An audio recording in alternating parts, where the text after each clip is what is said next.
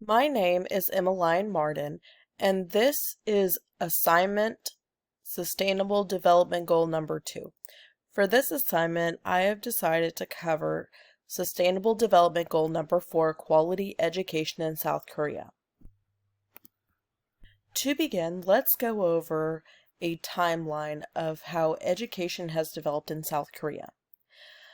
On December 31st, 1945, Article 31 of the South Korea Constitution stipulated mandatory primary education to all citizens. In the 1950s and the 1960s, women education was not taken seriously. They were taught how to be a housewife or an assistant. Later, women were encouraged to work in agriculture or manufacturing roles. Some women worked until marriage. By the 1970s, public perception of women in education had shifted. The Basic Act of Vocation Training in 1976 created opportunities for vocational and two-year training centers for women.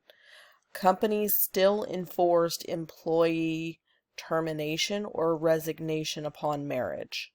By the 1980s, we've seen new schools being built in rural areas to provide education for more students.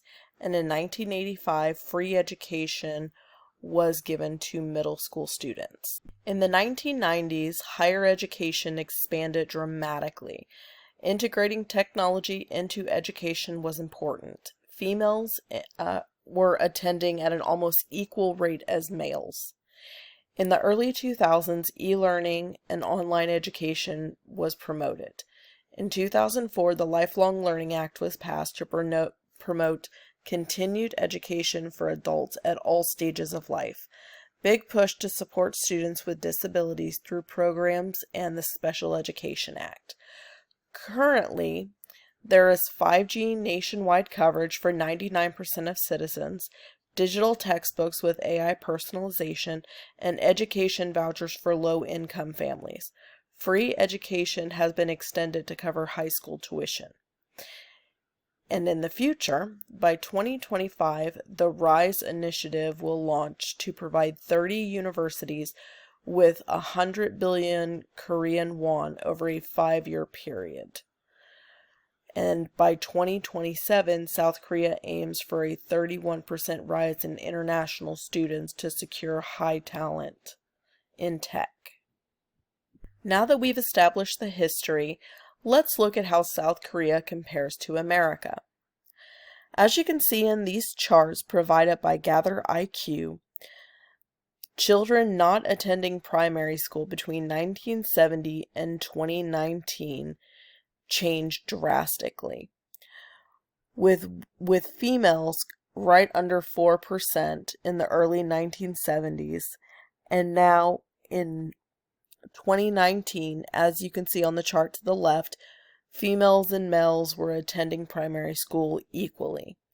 Compare that to America, where again we see a drastic shift, with females still being at 3%, so at a higher range than the males at less than 2.5%.